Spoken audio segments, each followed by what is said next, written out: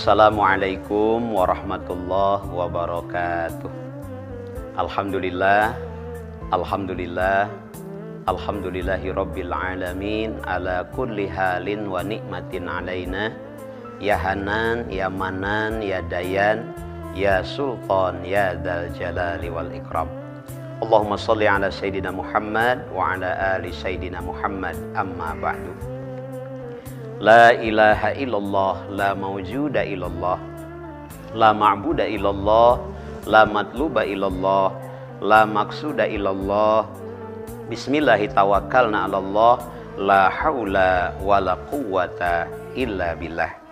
Maha suci Allah, segala puji hanyalah milik Allah.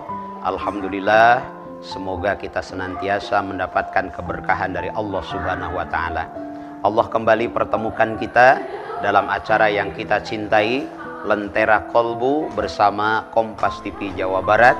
Kita doakan semoga Kompas TV Jawa Barat semakin jaya di udara, semakin melekat di hati masyarakat Jawa Barat.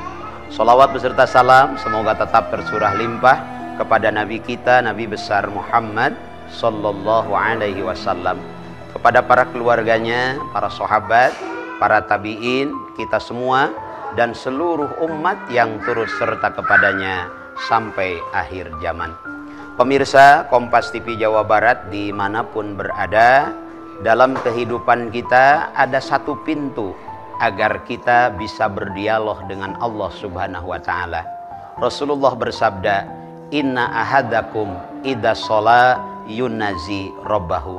Sesungguhnya di antara kalian, apabila kalian sedang sholat, hakikatnya kalian sedang berdialog dengan Allah Subhanahu wa ta'ala. Sholat adalah pintu kita berdialog dengan Allah. Bahkan buat Rasulullah, sholat adalah sebuah hiburan bagi jiwanya. Beliau pernah meminta kepada Bilal, "Ya Bilal, arrihna bis sholat." Wahai Bilal, hibur saya dengan sholat. Sholat adalah cara kita memohon kepada Allah, cara kita meminta ampun kepada Allah. Suatu hari Rasulullah sedang duduk bersama para sahabat. Rasulullah menatap ke depan, kemudian bertanya kepada para sahabat, "Wahai sahabat-sahabatku, andai di depan rumah kalian ada sebuah sungai yang airnya jernih, airnya mengalir dengan bersih, kemudian kalian mandi sehari semalam 5 kali, apakah tubuh kalian akan bersih?" Para sahabat menjawab, "Tentu ya Rasulullah." Rasul tersenyum, "Wahai para sahabatku, itulah sholat, membersihkan dosa-dosa kita sehari semalam 5 kali. Insya Allah dengan sholat, as-sholawatul khamsu, dari zuhur ke asar, dari asar ke maghrib, dari maghrib ke isya, dari isya ke subuh, dari subuh ke zuhur, yukafiratul lima bainahuma idaztunibatil kabair." Allah tutup dosa-dosa di antara keduanya apabila kita meninggalkan dosa besar. Inilah sholat.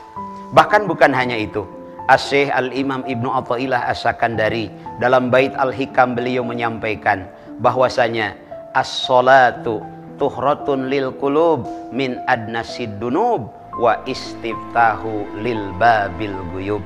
Salat akan menggugurkan rodailul qulub, kotoran-kotoran hati kita.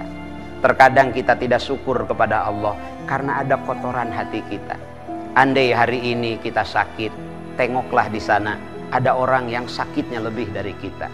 Andai hari ini berkurang pendapatan kita, tengoklah di sana ada orang yang lebih kurang pendapatannya, bahkan mungkin tidak punya pendapatan dalam hidupnya. Kenapa kita tidak bersyukur kepada Allah? Karena dalam hati kita ada kotoran, sehingga kita lebih pandai melihat apa yang Allah beri kepada orang lain, bukan melihat apa yang Allah beri kepada kita. Dengan sholat, hati kita akan bersih dan kita akan mampu melihat betapa banyaknya nikmat yang Allah berikan kepada kita. As-sholatu tuhratun lil qulub. Dengan sholat, hati kita akan bersih, dibersihkan oleh Allah Subhanahu wa ta'ala. Kalau hati sudah bersih, antara kita dengan Allah tidak ada jarak, antara kita dengan rahmat Allah tidak ada jarak. Maka wa istiftahu lil babil guyub, Allah akan bukakan pintu-pintu gaib. Pintu gaib yang terdekat bagi kita adalah hari esok. Hari esok masih gaib dalam kehidupan kita. Dengan sholat Allah jamin keberkahan. Allah jamin keutamaan, Allah jamin keberhasilan di hari esok, maka dirikanlah sholat. Insya Allah Allah akan berkahi kehidupan kita. Istimewa sekali. Perintah haji Allah perintahkan melalui Jibril alaihissalam. Saum Allah perintahkan melalui malaikat Jibril alaihissalam. Zakat pun demikian, nikah pun demikian. Tapi istimewanya sholat Allah perintahkan langsung kepada Nabi kita, Nabi besar Muhammad Sallallahu Alaihi Wasallam. Dalam kitab Qissatul Mi'raj, atau lebih terkenal di pesantren dengan kitab Bainama, karangan Syekh Najmuddin Al-Ghaiti, yang diperlebar bahasannya oleh Syekh Muhammad bin Muhammad Ad-Dardiri, di situ disampaikan Rasulullah pada satu malam sedang berbaring di sebelah hijri Ismail, ditemani oleh dua sahabat setia. Yang pertama Said Hamzah, yang kedua Said Ja'far bin Abi Thalib. Saat itu turunlah dua malaikat, Jibril dan malaikat Mikail. Rasulullah dibawa oleh kedua malaikat ke sebelah air Jam-Jam, ke sebelah sumur Jam-Jam. Dibelah dada Rasulullah, dibersihkan rodailul qulub, kotoran-kotoran di hati Rasulullah, diisi dengan iman, diisi dengan hilim, diisi dengan keyakinan. Dirapat kembali dada Rasulullah. Kemudian Rasulullah dibangunkan, dan di depan beliau sudah ada sebuah kendaraan yang bernama buruk. Buruk dari barkun, artinya cahaya, kilat kecepatan perjalanannya. Kemudian Rasulullah menunggangi buruk, berjalan dari Masjidil Haram menuju Masjidil Aqsa. Allah abadikan dalam Al-Quran, Subhanalladzi asra bi'abdihi laila. Maha suci Allah yang telah memperjalankan hambanya. Rasulullah bukan berjalan sendiri, Rasulullah diperjalankan oleh Allah Subhanahu wa Ta'ala. Mekah Al-Mukarramah menuju ke Masjidil Aqsa. Perjalanan normal saat itu perlu waktu berbulan-bulan, tapi karena diperjalankan Allah, laila, hanya dalam seperti. Dalam kitab Qissatul Mi'raj, atau lebih terkenal di pesantren dengan kitab Bainama, karangan Syekh Najmuddin Al-Ghaiti, yang diperlebar bahasannya oleh Syekh Muhammad bin Muhammad Ad-Dardiri, di situ disampaikan Rasulullah pada satu malam sedang berbaring di sebelah hijri Ismail, ditemani oleh dua sahabat setia. Yang pertama Said Hamzah, yang kedua Said Ja'far bin Abi Thalib. Saat itu turunlah dua malaikat, Jibril dan malaikat Mikail. Rasulullah dibawa oleh kedua malaikat ke sebelah air Jam-Jam, ke sebelah sumur Jam-Jam. Dibelah dada Rasulullah, dibersihkan rodailul qulub, kotoran-kotoran di hati Rasulullah, diisi dengan iman, diisi dengan hilim, diisi dengan keyakinan. Dirapat kembali dada Rasulullah. Kemudian Rasulullah dibangunkan, dan di depan beliau sudah ada sebuah kendaraan yang bernama buruk. Buruk dari barkun, artinya cahaya, kilat kecepatan perjalanannya. Kemudian Rasulullah menunggangi buruk, berjalan dari Masjidil Haram menuju Masjidil Aqsa. Allah abadikan dalam Al-Quran, Subhanalladzi asra bi'abdihi laila. Maha suci Allah yang telah memperjalankan hambanya. Rasulullah bukan berjalan sendiri, Rasulullah diperjalankan oleh Allah Subhanahu wa Ta'ala. Mekah Al-Mukarramah menuju ke Masjidil Aqsa. Perjalanan normal saat itu perlu waktu berbulan-bulan, tapi karena diperjalankan Allah, laila, hanya dalam sepertiga malam. Dari Masjidil Aqsa Rasulullah dimi'rajkan ke langit pertama, langit kedua, sampai langit ketujuh, ke Rob-Rob, ke Mustawa, ke Sidratul Muntaha, alam malakut, alam jabarut, sampai alam ilahut. Dan beliau ucapkan salam tatkala Allah mengucapkan salam kepada Rasulullah. Rasulullah diundang Allah, maka yang mengundang yang terlebih dahulu mengucapkan salam. Apa salam dari Allah? Allah abadikan dalam salat, Assalamu alayka ayyuhan nabiyyu wa rahmatullahi wa barakatuh. Rasulullah menjawab, Assalamu alayna wa ala ibadillahi sholihin. Keselamatan bagi aku, bagi kami, dan untuk hamba-hamba yang soleh. Pulang dari situ, beliau mendapatkan perintah solat yang 5 waktu. Solat Allah perintahkan tidak melalui pelantara, tapi langsung Rasulullah diundang. Dalam perjalanan perintah solat ada hikmah yang luar biasa. Allah perjalankan Rasulullah. Dalam hidup, masalah ekonomi, masalah karir, masalah keluarga. Kalau kita berjalan sendiri, otak kita terbatas, fisik kita terbatas, ilmu kita terbatas. Tapi kalau diperjalankan oleh Allah Subhanahu wa taala, Mekah, Palestina yang harusnya berbulan-bulan, ternyata laila hanya dalam sepertiga malam karena Rasulullah diperjalankan Allah. Dari Palestina, dari Masjidil Haram, dari Baitul Muqaddas, Rasulullah dimi'rajkan ke langit pertama. Dari bumi ke langit pertama menurut para ahli fisika jaraknya 500 tahun kecepatan cahaya.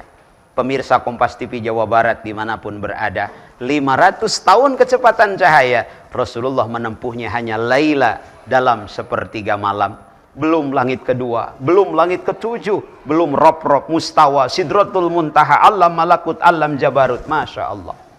Kalau Allah yang sudah memperjalankan, maka tidak ada jarak dan waktu. Hidup kita, pemirsa Kompas TV Jawa Barat dimanapun berada, apakah kita ingin berjalan sendiri, berusaha sendiri, atau sebaliknya kita ingin diperjalankan Allah? Maka kuncinya adalah dirikanlah sholat. Karena dengan mendirikan sholat, aktivitas kita, kehidupan kita akan diperjalankan Allah. Rumah tangga kita diperjalankan Allah. Ekonomi kita diperjalankan Allah. Ini kalau kita diperjalankan Allah. Analogi kecil. Saya berangkat dari rumah ke studio Kompas TV. Saya pakai kendaraan. Pas mau berangkat, ada semut masuk di saku saya.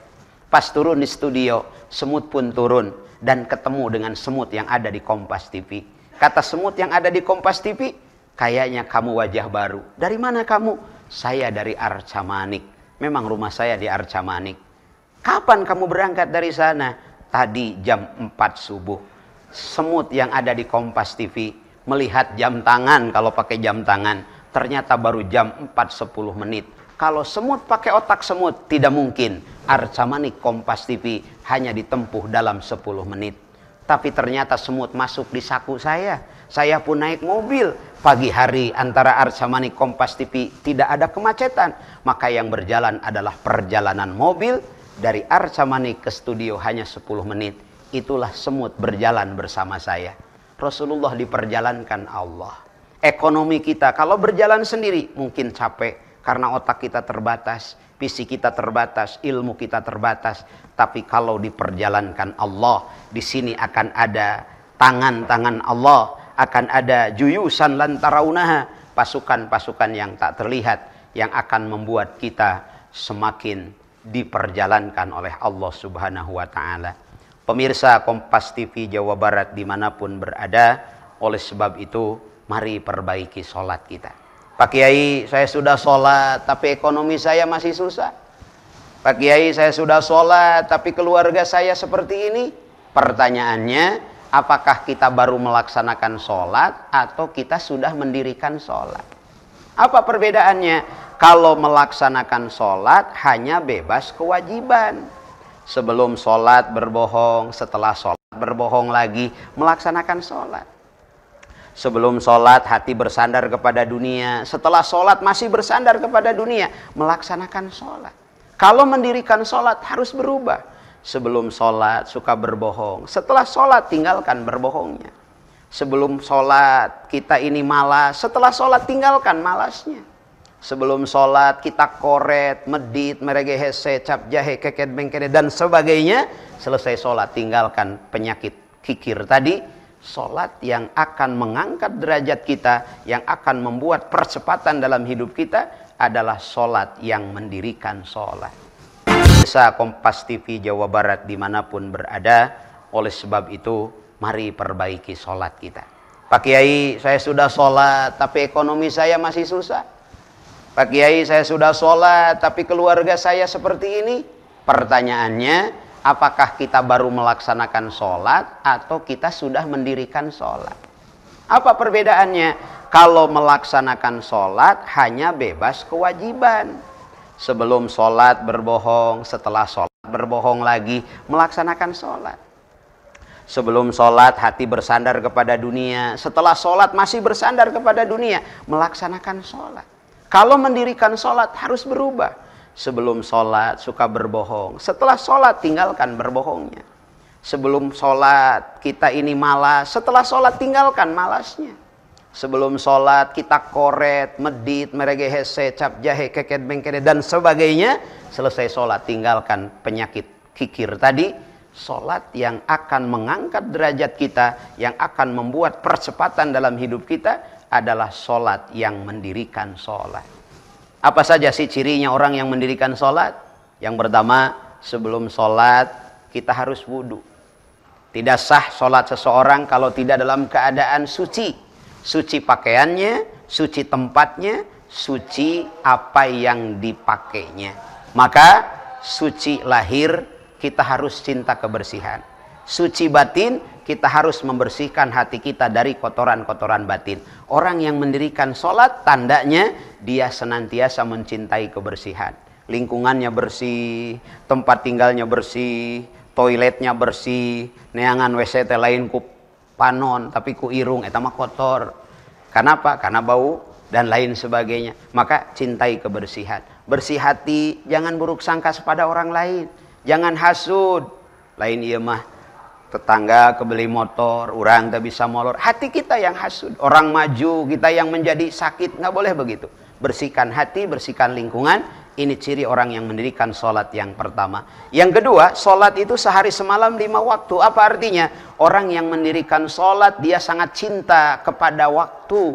Dia sangat mengutamakan waktu. Karena waktu itu sangat luar biasa nilainya di hadapan Allah. Makanya dalam Al-Quran Allah bersumpah berkali-kali dengan mengatasnamakan waktu. Wadduha demi waktu duha. Walail demi waktu malam. Wannahar demi waktu siang. Wal asri demi waktu asar. Kenapa? Karena waktu sangat berharga. Setiap kita sehari semalam diberi waktu oleh Allah sama 24 jam. Tapi dalam 24 jam ada yang bisa menghafal Al-Quran. Dalam 24 jam ada yang bisa mengumpulkan puluhan juta rupiah. Dalam 24 jam ada yang bisa memimpin sebuah negara. Tapi ada juga yang dalam 24 jam kerjaannya hanya menghayal. Andaikan jikalau umpama misalnya ngalamun jeung ngalamun, bahkan ada yang bangun tidur lagi mbah surip etama. Jadi orang yang mendirikan sholat dia sangat konsisten dan komitmen dengan waktu. Yang ketiga, sebelum sholat ada niat. Artinya hidup kita harus selalu memperbaiki niat. Bekerja harus karena Allah. Kalau bekerja karena Allah, bernilai ibadah di hadapan Allah. Dunia kita raih, akhirat kita dapat. Beda kalau hanya untuk tujuannya gaji, hanya gaji yang kita dapat. Tapi kalau karena Allah, fisik boleh jadi di balik kemudi mobil, fisik boleh jadi di balik meja komputer, tapi di balik itu ada nilai pahala di hadapan Allah. Yang keempat, dalam sholat ada tumaninah. Artinya apa? Hidup harus proporsional dan proporsional. Jangan terlalu tergesa-gesa karena dari setan. Jangan lelet karena itu pun adalah dari setan. Yang terakhir, dalam sholat ada sujud, artinya tumbuhkan ketawaduan kepada Allah Subhanahu wa Ta'ala. Mudah-mudahan Allah berkahi kita, Allah muliakan kita dengan sholat yang benarnya datang dari Allah, yang salahnya kalpan saya sendiri. Mohon maaf atas segala kekurangan. Wallahul muwafiq ila aqwamit thoriq. Hudma sofa wa da'ma kadar. Wassalamualaikum warahmatullahi wabarakatuh.